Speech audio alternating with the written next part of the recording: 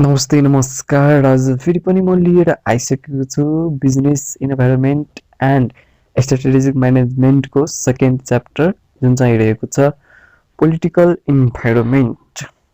अब सुरु गरौँ हामी पोलिटिकल इन्भाइरोमेन्ट च्याप्टर। अब फर्स्टमा रहेको छ हाम्रो topic introduction to political environment. The political environment of a business may be defined as the sum total of the political events and conditions that have direct or indirect bearing on the growth and development of business. A democratic political system, stable government, and rule of law are the foundation for the development of business sector in a country. The frequent change in the government creates drawbacks as impeding change in policy, bureaucracy, rules and regulation.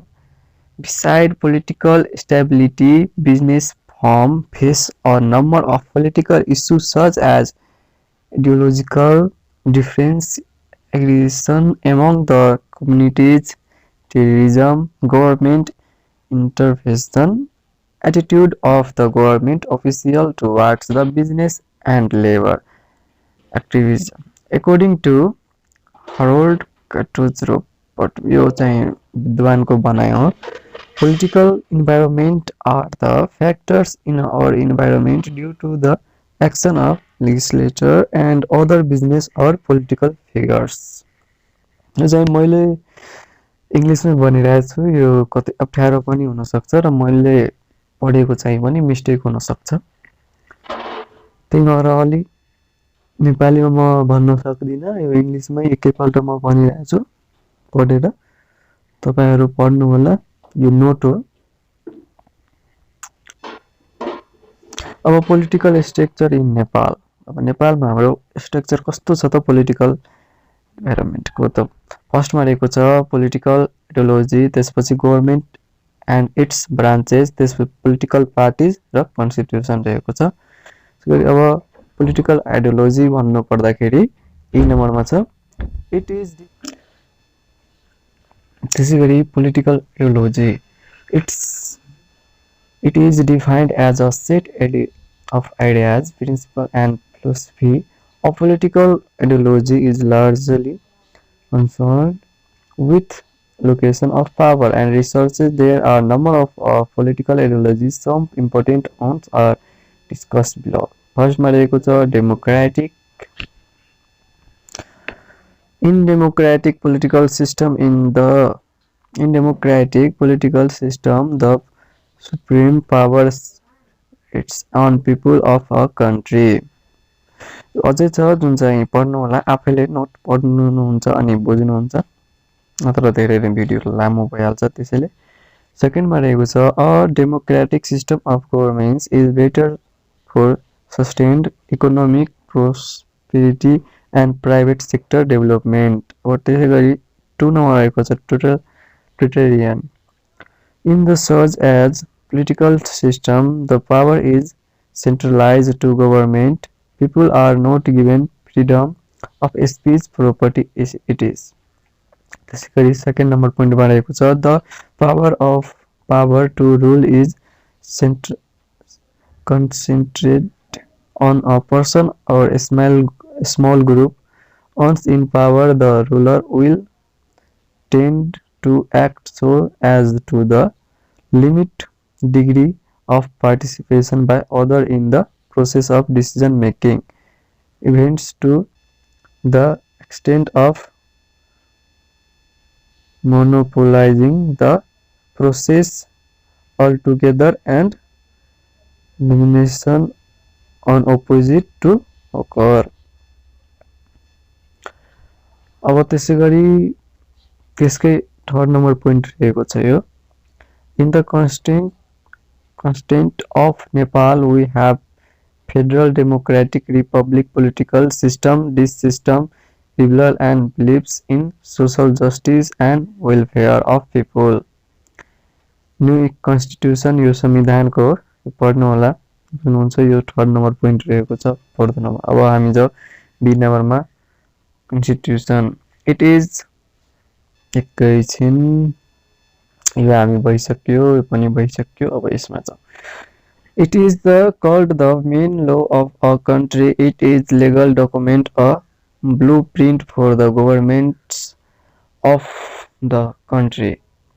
It lays down the fundamental principle, political institution and powers and sets limit on the exercise of such power by particular political body.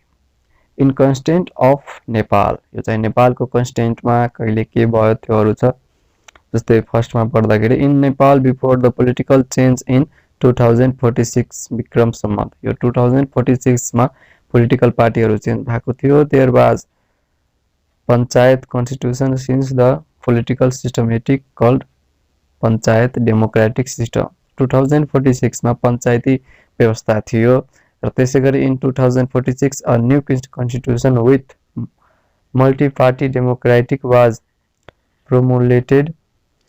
How after the Jan Andolan in 2062 and in 2063 Bikram Sammat the country had internal constitution in 2063 त्यसमा अर्को चाहिँ व्यवस्था लागेको थियो जसको चाहिँ जन आन्दोलन 2062 र 63 मा भएको थियो again second constitution assembly election were held which finally promulgated the new constitution on 3rd असोज 2072 सेप्टेम्बर एन्ड सेप्टेम्बरमा अब इलेक्सन जस्तो कन्स्टिट्युसन चाहिँ नेपालमा लागू भएको जुन चाहिँ असोज 3 2072 सालमा भएको थियो त main goal of this constitution is to gain sustainable peace, good government, development and prosperity through the federal democratic republic system.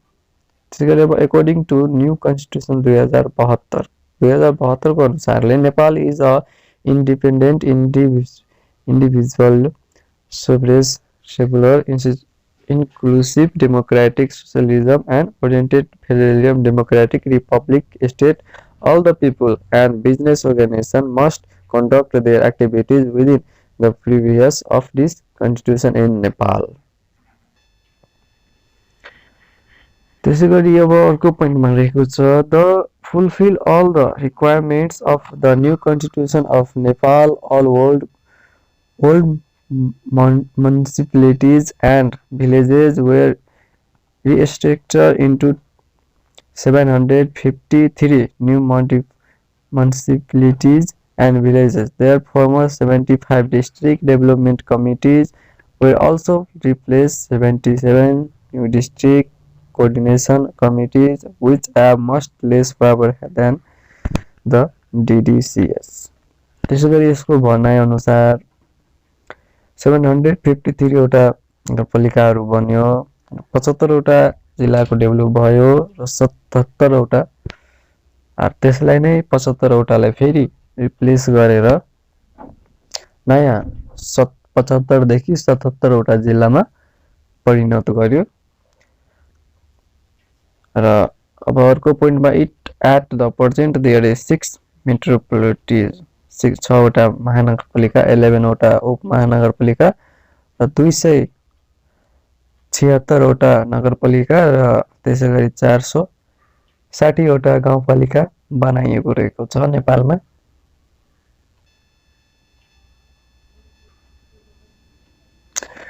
त्यसैगरी कन्स्टिट्युसन कन्ट्रक्ट त्यसकै छ यो डाइरेक्टिभ प्रिन्सिपल अफ द स्टेट अब यसमा जाऊ The political object of the state is to establish federal democratic republic system to ensure the use of democratic rights by keeping independence and integrated at the highest level. The social second point the social cultural objective of the state is to end all forms discrimination. चाहिँ पढ्नु होला आफैले त्यसैगरी third नम्बरको पोइन्टमा पढ्न गइरहेको छु the economic objective of the state is to development यो पनि पढ्नु होला त्यसैगरी फोर्थ नम्बरको मैले पोइन्ट पढे the international relation of the state are directed towards enhancing the dignity of the nation in the international area.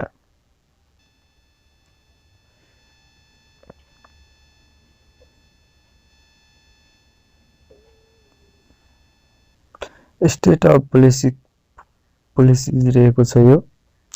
फर्स्टमा चाहिँ भन्नुपर्दाखेरि state of police provided guidelines for the development of different sector of the state. Some of the state policies which have high bearing on the growth and development of a business in the country are stated below. यो चाहिँ related to economic and commerce related पोइन्टहरु हो। यो चाहिँ पढ्नु होला आफैले अनि लेख्नु होला है त। यो पनि त्यही हो, यो बुकबाट पनि भेट्न सकिन्छ, नेटमा सर्च गर्दा पनि भेटिन्छ। रिलेटेड टु यो रिलेटेड भन्नु पर्दाखेरि लेबर एन्ड एम्प्लोय रिलेटेड हो। त्यसैगरी अब हामी सी मा जाऊ, जुन चाहिँ रहेको गभर्नमेन्ट्स स्टेट एन्ड इट्स ब्रान्चेस को चाहिँ ब्रान्चहरु, गभर्नमेन्टको ब्रान्चहरु अब पढौं हामी। अकॉर्डिंग टु इन्स्टिट्युसन संविधान 2072 को अनुसारले the political structure of country is as follows. फर्स्टमा रहेको छ executive. अब it refers the organ of the state that is responsible for the overall administration of the nation. It is composed of the government and it's organized as bureaucracy, army and police. It also refers to the local governments are district assembly, municipality and rural municipality body. It is responsible for enacting the laws and rules formulated by the legislature. According to the Constitution of Nepal, the executive of Nepal Constitution of the following. This is the federal government. It is the central government. The counseling of ministry led by the prime minister has the executive power of Nepal. अब जाऊ हामी four number state of provincial government, federal government भयो, त्यसैगरी provincial government भनेपछि यो केन्द्रीय भयो माथिको, र यो बी मा चाहिँ भन्नु पर्दाखेरि यो प्रादेशिक सरकार भयो, प्रदेश सरकार, र त्यसैगरी सी मा छ तपाईको लोकल गभर्नमेन्ट जस्तै हाम्रो स्थानीय तहहरु भयो, त्यो भइहाल्यो।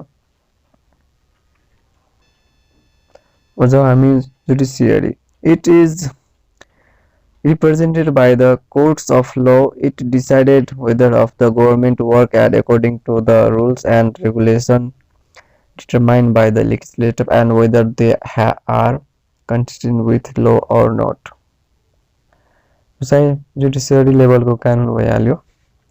भन्नु पर्दाखेरि फर्स्टमा सुप्रिम कोर्ट भयो, हाई कोर्ट भयो र डिस्ट्रिक्ट कोर्ट भयो, स्पेशलाइज्ड कोर्ट्सहरु भयो। भन्नु पर्दाखेरि हाम्रो गाउँघरमा पनि आउँछ यो, जस्तो थानाहरुमा पनि लोकल सानोतिनो कानुन अनुसारले गरिने, त्यो चाहिँ डी नम्बरको पोइन्टमा आउँछ। सुप्रिम कोर्ट भयो हाम्रो, हाई कोर्ट भइ नै हाल्यो, हाई कोर्ट भयो प्रादेशिक, अनि त्यसपछि डिस्ट्रिक्ट जिल्ला वाइज, जिल्ला अदालत भयो, यो चाहिँ प्रदेश अदालत हो, त्यो चाहिँ केन्द्रीय एकैपल्ट। अब लेजिस्लेटिभ कानुन भन्नु पर्दाखेरि legislative is the parliament which consists of people representative elected by the people. It perform of the function such as formulating law, making policies and approving budget. चाहिँ सांसदहरु भइहाल्यो, जुन चाहिँ इलेक्ट भएर गएको हुन्छ, त्यो तिनीहरुले चाहिँ रुल बनाउने। एकैपल्ट म लास्ट नम्बरको पोइन्ट पढ्दै छु। The elected representative are called parliamentary or lawmakers. According to the new constitution, the legislature of Nepal is divided into 3 levels and they are a federal legislature. So it consists of the house, namely House Representative, and the National Assembly. The House Representative Constitution of 2075 members, 165 members are elected directly from each election constitution. The 110 members are elected through the proportional election system. यसमा चाहिँ भन्नुपर्दा 275 जनाको member हुन्छ, जुन चाहिँ 165 जना elected भएर जान्छ र 110 जनाहरू यो चाहिँ elected through the professional electrical, यसको चाहिँ जुन सिस्टम छ त्यो सिस्टमबाट 110 जनालाई भेजिन्छ उताबाट सिलेक्ट गरेर पार्टीबाट। The National Assembly is a parliament house on third of its members retire in every 2 years. The number of members is 59.8 members are elected from each of its 7 states by an electoral colleges of each state, and they are appointed by the president on recommendation of the government. Legislative conducted भन्नुपर्दाखेरि state legislature, each state will have a legislature called state assembly. त्यसैगरी state रहेको छ प्रदेश 1, मध्य प्रदेश, बागमती, गण्डकी, लुम्बिनी, कर्णाली र सुदूरपश्चिममा हुन्छ। Total member of legislative assembly province फर्स्टमा रहेको छ 103, मधेसमा रहेको छ 107, यसै गरी पढ्नु होला। लास्टमा म पढे सुदूरपश्चिममा रहेको 53 जनाको। अब local legislative, the power of the local level shall be visited villages counseling and municipality counseling भन्नु पर्दाखेरि चाहिँ यसरी रहेको छ यो डिटेल, जुन चाहिँ पढ्नु होला आफैले बुझिन्छ है त। र कन्स्टिट्युसनल बडी छ, यो चाहिँ हामी अर्को पार्टमा पढ्ने छौँ। ज्यादा जाँदै अर्को पार्टको भिडियो हेर्नलाई नोटिफिकेसन मा क्लिक गर्नु होला र सब्स्क्राइब गर्नु होला र बेल आइकनलाई दबाउन नभुल्नु होला है त। अब हामी यो चाहिँ अर्को पार्टमा पढ्ने छौँ है त। धन्यवाद भिडियो हेर्नु भएकोमा, र च्यानललाई पनि सब्स्क्राइब गर्न नभुल्नु होला है त। यस्तै यस्तै जब रिलेटेड, लोकसेवा रिलेटेड, अझै टेक्नोलोजीहरू रिलेटेड अनलाइन कामहरू गर्ने भ्याट सम्बन्धी भिडियोहरू आउन बाँकी छ, त्यही भएर सब्स्क्राइब गर्न नभुल्नु होला है त।